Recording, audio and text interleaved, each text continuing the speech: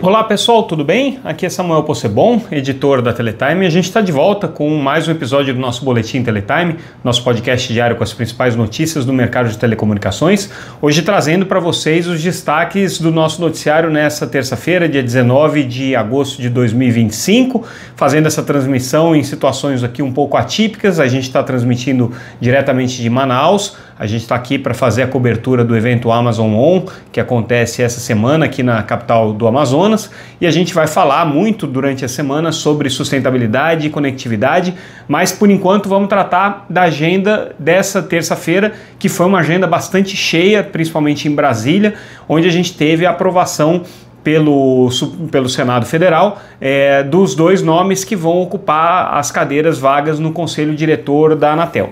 Tanto o agora conselheiro Otávio Pieranti quanto o Edson de Holanda, os dois tiveram nas suas sabatinas os nomes aprovados e depois em plenário também aprovado, então agora só fica dependente da cerimônia de posse, né, da nomeação deles pelo presidente Lula e depois a cerimônia de posse, o que deve acontecer aí provavelmente nas próximas 2 semanas. A gente deve ter uma novidade. Só relembrando, o Otávio Pieranti, ele é servidor de carreira da Anatel, ele é um técnico na área de telecomunicações, teve passagens importantes ali pela Superintendência de Relações com o Consumidor, teve também atuação em outras áreas da Anatel, mas é mais conhecido pela sua atuação na frente da radiodifusão, atuando pelo Ministério das Comunicações, em que liderou ali vários projetos na área de radiodifusão comunitária, radiodifusão pública, e agora mais recentemente estava na assessoria especial da Secretaria de Comunicação da Presidência da República, atuando junto ali à Diretoria de Políticas Digitais, também com foco na questão da radiodifusão pública. Então, o Otávio Pieranti é um nome já conhecido aí do setor. Quem é novo é o Edson de Holanda, ele teve uma passagem como gerente jurídico da Telebrás, mas é um especialista em regulação, de uma maneira geral, não um especialista em regulação de telecomunicações, então, portanto, o nome novo, vamos dizer assim, né, para o setor, mas tem como o currículo e como fator aí de apoio ao seu nome, não só o fato de ter sido indicado pelo presidente do Senado, Davi Alcolumbre, como também ser um profissional respeitado na área de estudos de temas de regulação. Então, é um advogado que tem esse perfil. Agora, eles tomam posse, o Otávio Pieranti na vaga que foi deixada pelo ex-conselheiro Moisés Moreira, e no caso do Edson de Holanda, na vaga que foi deixada pelo ex-conselheiro Arthur Coimbra. Isso significa que o Otávio Pieranti vai ter um mandato agora mais curto, né, um mandato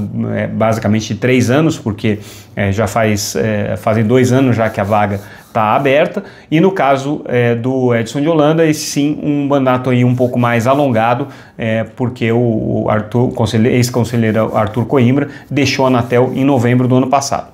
Boa sorte aí para os dois conselheiros, a gente vai trazer novas notícias e entrevistas com eles tão logo eles tomem posse e assumam as suas posições ali no Conselho da Anatel.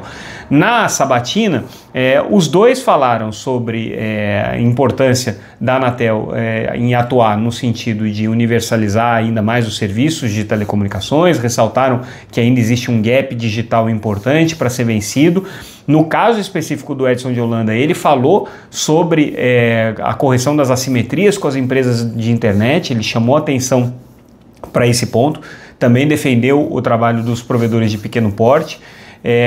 Então, assim, são discursos bastante em linha com a agenda que hoje a Anatel já vem trabalhando, de conectividade significativa, de buscar um protagonismo no ambiente digital, de atuar nessa frente. Nenhuma declaração surpreendente, nenhuma declaração, vamos dizer assim, fora do script, né? Nem era muito o caso nesse tipo de sabatina, mas de qualquer maneira já mostra aí uma certa familiaridade dos dois novos conselheiros com os temas mais importantes da Anatel.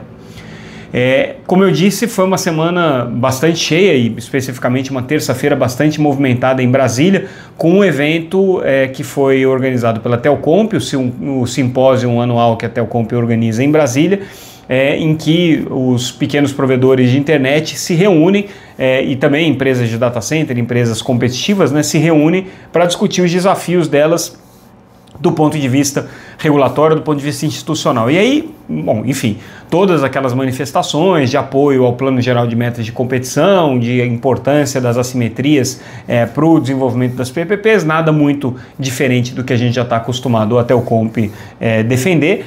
Eles também foram bastante enfáticos aí na questão da garantia de isonomia competitiva dentro do setor de telecomunicações, principalmente com relação a empresas que atuam na informalidade, mas o fato mais importante, pelo menos na nossa avaliação aqui, e que de alguma maneira trouxe uma novidade nas manifestações da Telcomp, foi o fato deles terem chamado a atenção para o momento econômico delicado que o setor de telecomunicações vive nesse universo das empresas competitivas, das PPPs, principalmente por conta da alta da taxa de juros e da dificuldade de acesso ao financiamento.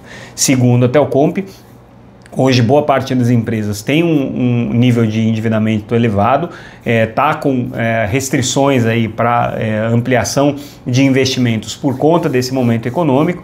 Então a Telcomp faz coro aí a outros setores empresariais pedindo responsabilidade fiscal, pedindo a redução da taxa de juros e um cenário econômico mais propenso e mais estável aí para investimentos no setor de telecomunicações.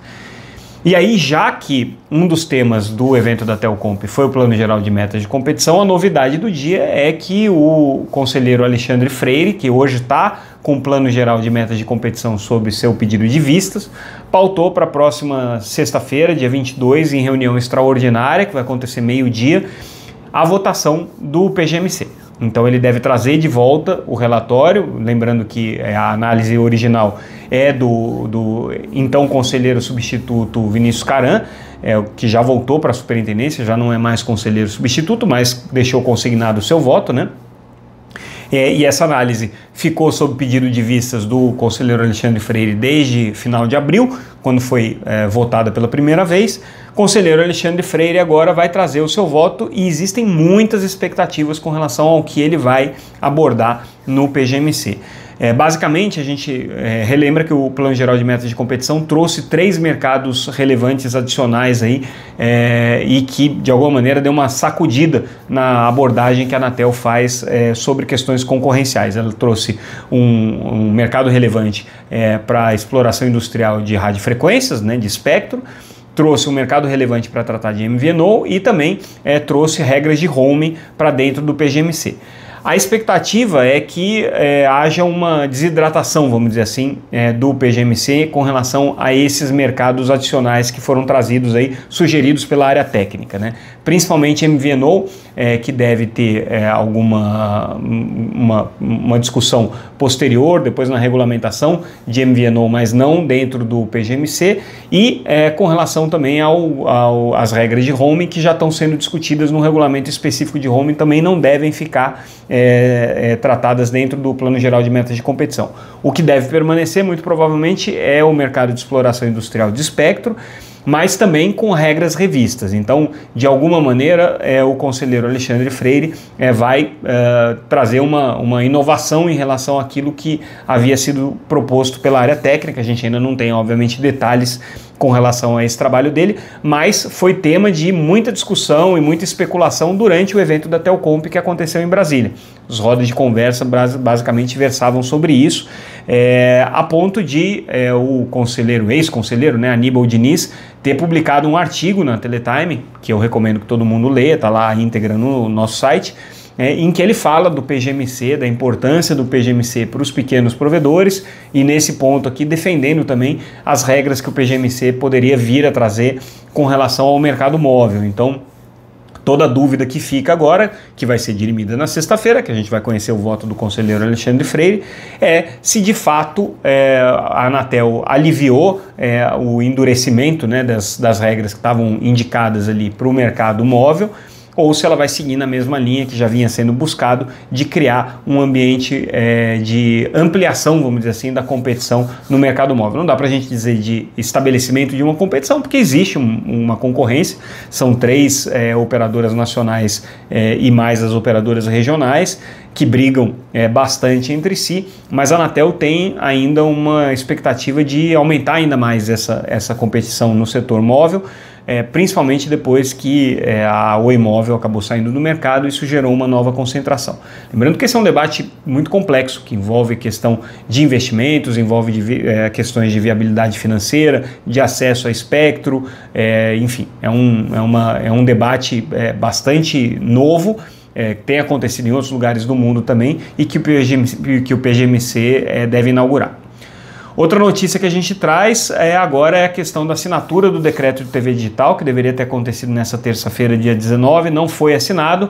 Agora o ministro das Comunicações garante que no próximo dia 27 esse decreto será assinado pelo presidente Lula. Isso aqui é muito importante porque o decreto de TV digital vai estabelecer o conjunto de regras para serem seguidas aí em termos de definições tecnológicas para essa terceira geração da televisão, né? Lembrando que a gente já tem a TV digital hoje, seria a evolução do padrão brasileiro de TV digital. Só que esse padrão de TV digital ele tem muitos elementos aí do padrão digital norte-americano, e isso gerou aí um certo ruído no Palácio do Planalto, uma certa insegurança. Não só isso, né? Também a questão toda sobre como é que vai ficar o acesso da população a essa nova TV digital, né? Por conta aí de algumas especulações de que a TV digital excluiria as pessoas que têm hoje um equipamento mais antigo, o que não é verdade, né? As tecnologias não se anulam, elas se complementam, né? Então a TV digital 3.0, vamos dizer assim, a DTV+, ela vem como um adicional e, claro, no processo de substituição natural de TVs ela vai ser incorporada. Principal novidade da TV Digital 3.0, a gente já comentou aqui em algumas ocasiões, é fazer uma integração mais ampla entre a transmissão broadcast, através das frequências das emissoras de televisão, e a internet. Então haveria uma convergência de serviços, uma convergência de sinais sendo trafegados, e a possibilidade aí de você trazer para o mundo da radiodifusão algumas vantagens competitivas que hoje o setor de internet tem, como por exemplo publicidade programática segmentada, como a possibilidade de interação com o conteúdo que está sendo veiculado, né, de comunicação entre os usuários, né, enfim, seria uma possibilidade aí de ampliação dos serviços, inclusive colocando os radiodifusores eventualmente no mercado de provimento de capacidade de banda larga para alguns serviços delimitados, né, mas isso seria possível. Agora, tudo isso vai custar, né? Vai custar muito dinheiro. A estimativa aqui do próprio setor de radiodifusão é de que os custos dessa transição girem aí da ordem de 9 a 11 bilhões de reais, então esse dinheiro vai ter que sair de algum lugar. Existe, como sempre existiu aqui na evolução da radiodifusão brasileira, a possibilidade de que isso seja custeado pelo setor de telecomunicações a partir do leilão do espectro que hoje pertence aos radiodifusores, principalmente nesse caso seria com a faixa de 600 MHz. Então, de alguma maneira, a Anatel desocuparia essa faixa de 600 MHz, licitando ela para o setor de telecomunicações, e isso custearia a transição para a TV 3.0. Né? Não está estabelecido nada nesse sentido, a Anatel não sequer está falando no momento de leiloar ou não a faixa de 600 MHz, mas existe uma pressão de alguns setores aí de telecomunicações para que isso aconteça. Mas, de qualquer maneira, o próprio Ministério das Comunicações está prevendo agora uma linha de crédito que é bem mais modesta do que esse volume de investimentos aqui previsto pelo setor de radiodifusão. A gente está falando de uma linha de crédito da ordem de 100 milhões de reais, para ajudar as emissoras de televisão que não tenham condições de fazer essa transição. A expectativa, aliás, 100 milhões de dólares, tá? Falei reais, mas 100 milhões de dólares. Isso está previsto aqui dentro do orçamento do Ministério das Comunicações. A expectativa da Anatel é que o leilão, a faixa de frequência utilizada para a transição para a TV 3.0 seja a faixa de 300 MHz, então já tem um trabalho de engenharia de espectro sendo feito para assegurar o uso dessa faixa por todos os radiodifusores. Não vai caber todo mundo, vai ter que ter aí um processo de seleção de quem vai entrar e quem não vai entrar. E agora, os próximos passos, publicado o decreto, devem envolver uma portaria com uma série de normatizações técnicas, com especificações de alguns padrões aí que vão ser adotados ainda, mas tudo correndo bem, a TV digital 3.0 começa a rodar já com a expectativa de que no ano que vem a gente tenha as primeiras operações comerciais entrando no ar. Difícil, né? Já existem aí operações piloto, né, tanto no Rio de Janeiro quanto em São Paulo, a gente comentou isso ontem, é um prazo bastante curto, mas a ideia é poder ter isso já disponível para a Copa do Mundo, né? Fazer a primeira estreia comercial, vamos dizer assim, na Copa do Mundo. Vamos ver se os radiodifusores conseguem cumprir essa meta. Tudo isso foi discutido no evento 7 Expo, que aconteceu em São Paulo, acontece essa semana em São Paulo, né, e que é o principal evento aí do setor de radiodifusão. Também nesse evento, o deputado Cezinha da Madureira, muito conhecido aqui do setor de telecomunicações, por ser muito influente na escolha dos conselheiros da Anatel. Cezinha da Madureira fez uma chamada pública, né, para os seus pares no Congresso Nacional e para o próprio setor de radiodifusão para defender a regulação da internet no Brasil. Ele é um forte defensor dessa tese de que a internet precisa sim ser regulada. Ele alega justamente já ter sido vítima de fake news e ter sofrido na pele aí os prejuízos causados pela exploração irregular, né, da internet, pela desinformação na internet. Então ele, como, vamos dizer assim, o principal, né, parlamentar hoje, o mais influente parlamentar na área de radiodifusão, fez esse clamor aí para os seus pares, né, num momento importante, num momento que justamente se discute no Congresso Nacional legislações específicas para a questão da regulação da internet.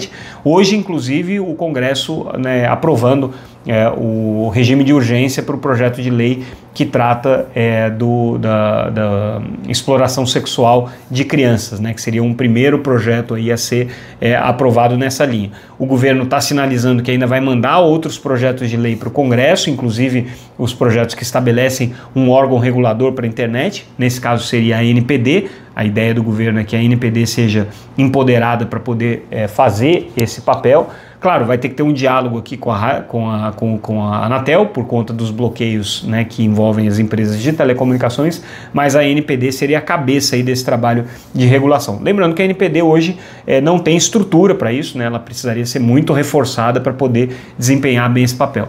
E a outra frente que o governo propõe é uma frente de regulação econômica. Então, nesse caso, o CAD teria uma superintendência específica para acompanhar o setor de internet e poder fazer as intervenções necessárias ex post, né, ou análise dos processos de fusão e aquisição, mas principalmente as intervenções ex post no mercado de internet, quando entender que existe abusos concorrenciais, abusos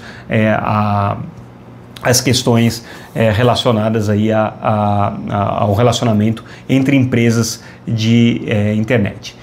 O que mais que a gente deu hoje de notícias que vale a pena a gente destacar? Bom, se a gente mencionou a aprovação dos 2 novos conselheiros da Anatel, também vale o destaque para a indicação da Lorena Coutinho, que foi aprovada agora para a diretoria executiva da ANPD. Então a Autoridade Nacional de Proteção de Dados também passa a ter mais uma conselheira, né, nesse caso diretora, né, fazendo par ali com a Miriam Wimmer, que já é diretora há algum tempo na Autoridade Nacional de Proteção de Dados.